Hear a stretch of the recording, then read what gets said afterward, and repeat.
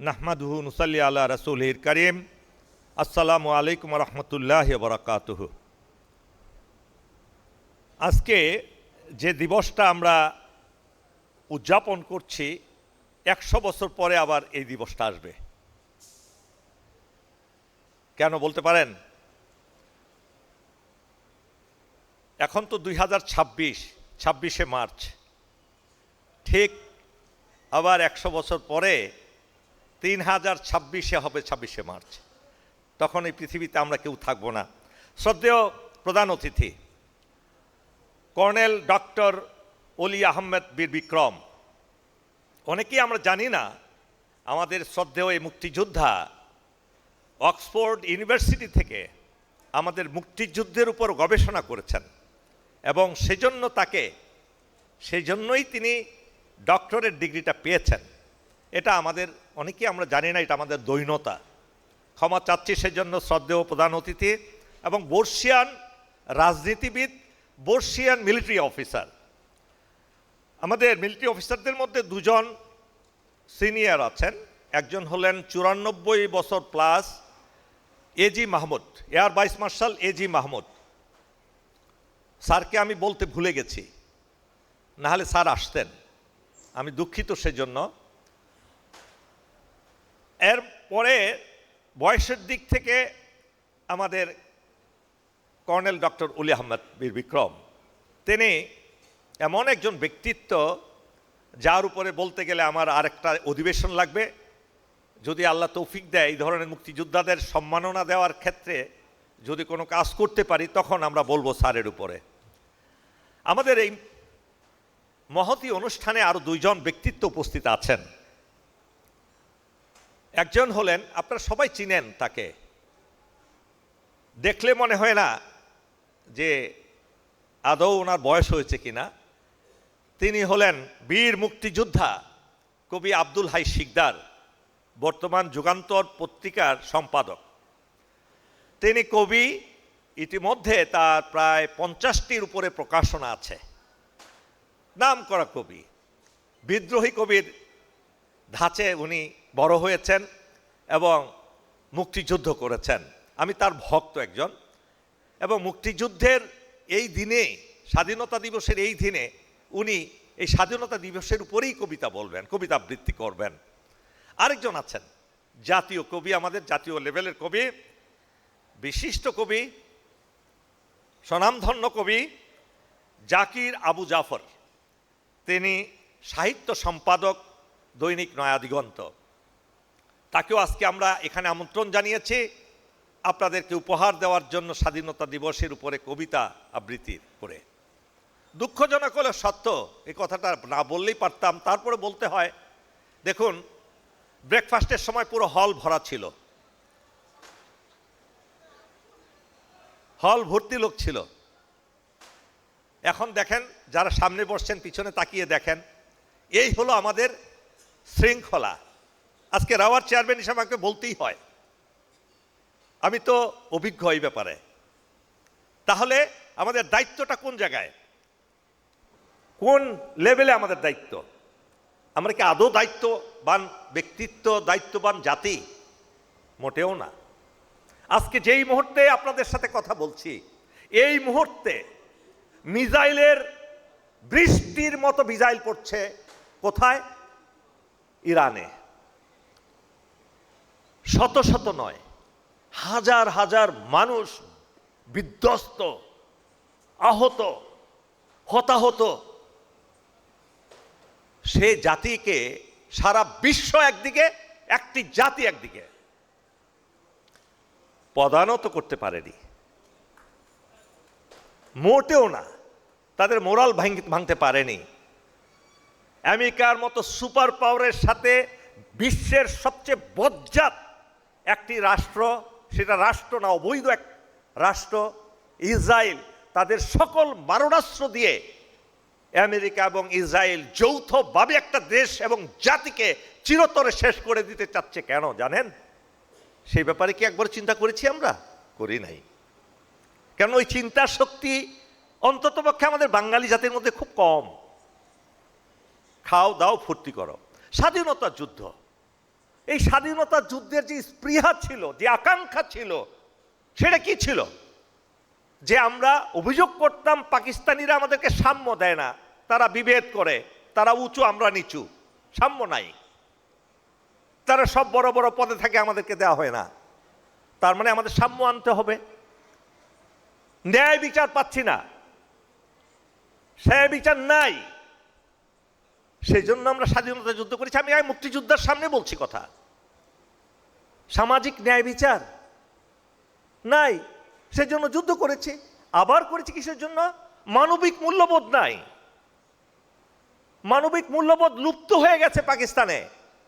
এ তিনটা জিনিস প্রতিষ্ঠিত করার জন্য, তিনটা জিনিস প্রতিষ্ঠিত করতে হলে গণতন্ত্র লাগবে, নিজেদের নেতা লাগবে, নিজেদের দল লাগবে। স্বাধীনতা যুদ্ধ করেছি, পেয়েছেন? স্বাধীনতা যুদ্ধের পরই আবার মারামারি, কাটাকাটি, হানাহানি, রক্তাক্ত, দুর্ভিক্ষ। পেয়েছিলাম সাম্য, পেয়েছিলাম সামাজিক ন্যায় বিচার, পেয়েছিলাম মানবিক মূল্যবোধ? পাইনি, এখনো পাইনি, এখনো পর্যন্ত নাই। কেন নাই? ওই আয়াতুল্লাহ খোমেনির মতো আমাদের নেতা হয় নাই। আয়াতুল্লাহ খোমেনি, আয়াতুল্লাহ খামেনি, এদের মতো নেতৃত্ব গড়ে উঠে নাই আমাদের দেশে। শেখ মুজিব আকাশচুম্বী উচ্চতার একজন নেতৃত্ব ছিলেন। আমি হাজির হয়েছিলাম সেই 7ই মার্চের বক্তব্য শোনার জন্য এই সোহরাওয়ার্দী উদ্যানে। তখন ছিল রেসকোর্স ময়দান। কত জনপ্রিয় নেতা ক্ষমতায় বসলেন, শপথ গ্রহণ করলেন না, শপথ গ্রহণ ছাড়াই ক্ষমতায় বসে গেলেন। কেন?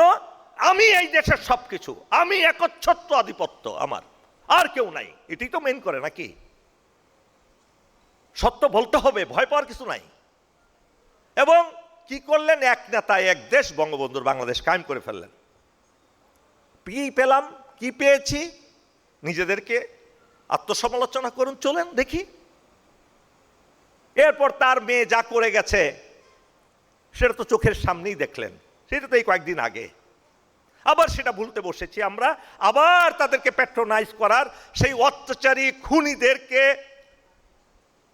আবার পুরো প্রতিষ্ঠা করার জন্য সর্বোচ্চ চেষ্টা চলমান।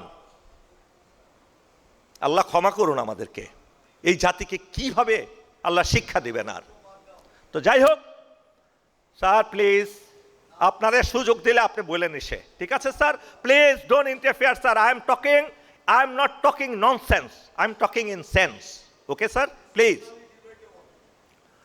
সুতরাং আপনাদেরকে আহ্বান জানাচ্ছি, চলুন আমরা সেই জাতি গড়ে তুলি যে জাতিতে বিভেদ থাকবে না, যে জাতিতে হিংসা থাকবে না, যে জাতিতে লোভ থাকবে না, যে জাতি থাকবে ভ্রাতৃত্ববোধ, নৈতিকতা, দেশপ্রেম, ব্যক্তি স্বার্থ বিসর্জন দিয়ে দেশকে ভালোবাসতে হবে। সেই জাতি তৈরি করতে না পারলে কোনো দিন এই জাতি কিয়ামত পর্যন্ত এই জঞ্জালের মধ্যে থাকবে।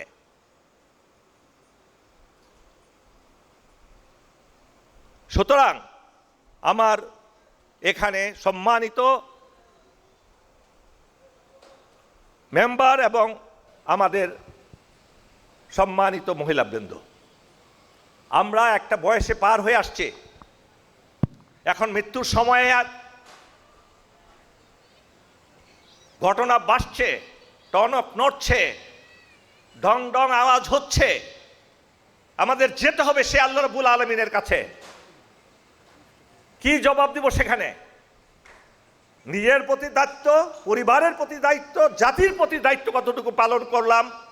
আমার মেধা দিয়ে, যে মেধা আল্লাহ দিয়েছেন, যে দেহটা দিয়েছে আল্লাহ দিয়েছেন, যে শক্তি দিয়েছেন আল্লাহ দিয়েছেন, যে কথা বলার অধিকার, কথা বলার শক্তি দিয়েছেন আল্লাহ দিয়েছেন, আল্লাহর প্রতি আমাদের কতটুকু আস্থা, কতটুকু ঈমান, সেটাও যাচাই করতে হবে।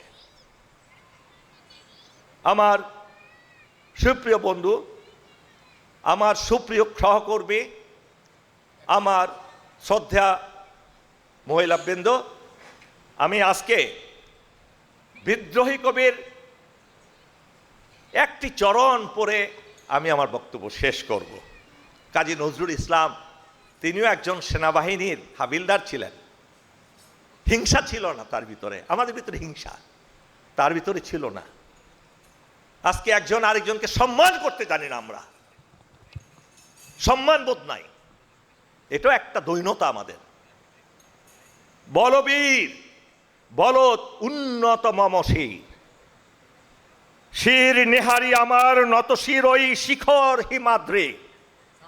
বলবীর বল মহাবিশ্বের মহাকাশ ভারী, চন্দ্র সূর্য গ্রহ তারা ছাড়ি, ভুলক ধুলক গোলক ভেদিয়া, খোদার আসন আরশ ছেদিয়া, উঠিয়াছে চির বিস্ময় আমি বিশ্ববিধাত্রীর। আমি চির দুর্দম দুর্বিনীত নৃশংস, মহাপ্রলয়ের আমি নটরাজ, আমি সাইক্লোন, আমি ধ্বংস, আমি মহাভয়, আমি অভিশাপ পৃথিবীর, আমি দুর্বার, আমি ভেঙি করি সব চুরমার, আমি অনিয়ম উচ্ছৃঙ্খল, আমি দলে যাই যত বন্ধন, যত নিয়ম কানুন শৃঙ্খল। আমি মানি না কোনো আইন, আমি ভরা তরি করি ভরা ডুবি, আমি টর্পেডো, আমি ভীম ভাসমান মাইন, আমি দুর্যটি, আমি এলোকেশে ঝড় আকাশ বৈশাখীর, আমি বিদ্রোহী সুত বিশ্ববিধাত্রীর। বল বীর বল চির উন্নত মম শির।